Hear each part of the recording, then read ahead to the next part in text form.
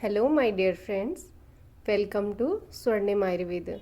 This is Dr. Vijay Lakshmi, BMS Ayurvedacharya.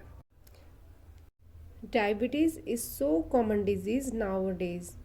तो मुझे लगता है कि इसके बारे में छोटी सी महत्वपूर्ण कुछ बातें मुझे आपके साथ शेयर करनी चाहिए।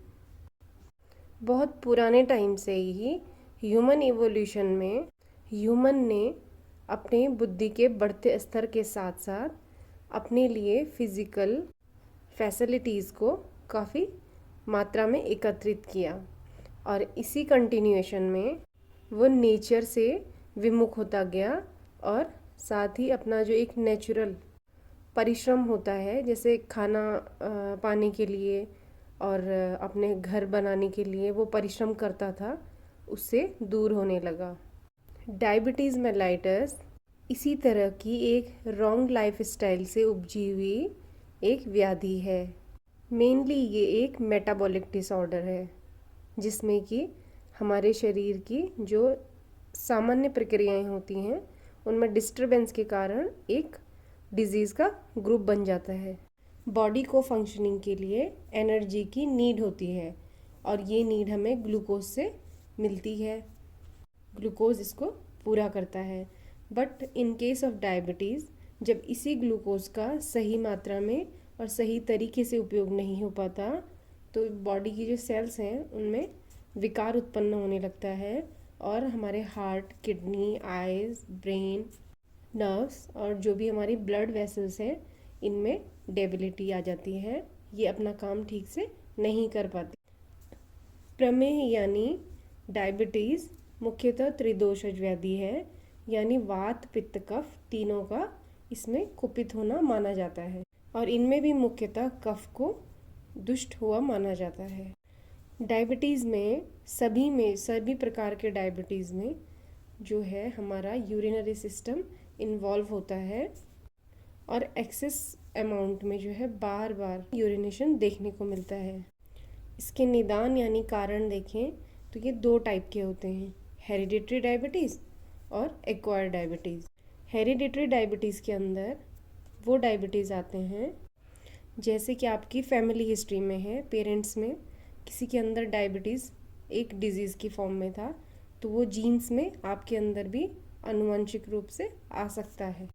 एक्वायर्ड डायबिटीज़ में आता है एक्सेसिव स्लीप, दूध और उसके बिवरेजेस का अधिक सेवन, भारी भोजन अधिक मात्रा में लेना, नया अन्न खाना, गुड़ या शुगर केन से बनने वाले प्रोडक्ट्स का ज़्यादा यूज़, स्वीट ज़्यादा लेना और कफ बढ़ाने वाले यानी कि भारी खाद्य पदार्थों का सेवन।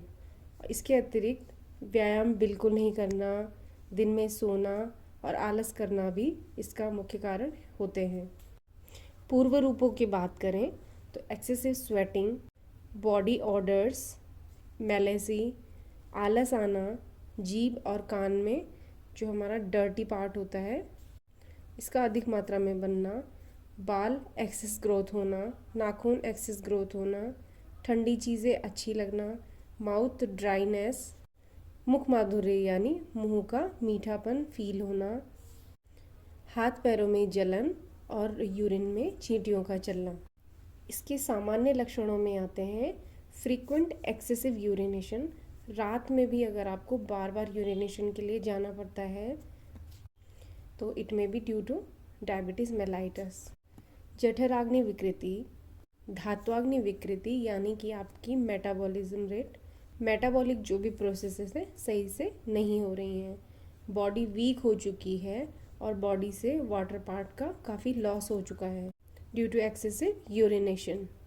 आयुर्वेद गंध तथा वर्ण के आधार पर भी कुल 20 प्रकार के प्रमेय बताता है। इनमें से जो मधुमेह है इसको वात प्रधान कहा गया है और इसको मधुमेह कहने का कारण है कि मधु के समान जो यूरिन हमारा पास होता है मधुमेह में, इसलिए इसे मधुमेह कहते हैं।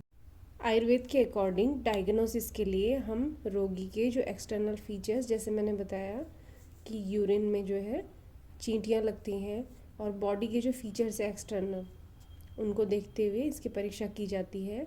और इसके अलावा जैसे मॉडर्न टाइम पर हमारे लैब्स हैं, इनमें fasting sugar pre prandial and post prandial sugar करवाई जाती है। इसकी कॉम्प्लिकेशंस में आयुर्वेद के अकॉर्डिंग निम्न चीज़ें आती हैं। इनमें मुख्य है प्रमेय पीड़िका, यानी जो डायबिटीज़ के कारण बॉयल्स होने लगते हैं बॉडी में, ब्लैडर में pain, fever, burning sensation, thirst, अतिसार यानी कि डिसेंट्री हो सकती है, फेंटनेस, एक्सेसिव स्लीप, वॉमिटिंग, और जो है हार्ट रीजन में जकड़ाहट फील होगी, ट्रेमर्स हो सकते हैं, डिस्निया हो सकता है, सांस लेने में दिक्कत, और पेन तथा इंसोम्निया यानी नींद आने में परेशानी। इसकी चिकित्सा की आयुर्वेद के अनुसार बात करें तो संशोधन कर्म इसमें उत्कृष्ट बताया गया है। इसके अलावा निदान परिवर्जन यानी अंडरलाइंग कॉज को रिमूव करना, एक्सरसाइज करना और सुपाच्य भोजन देना।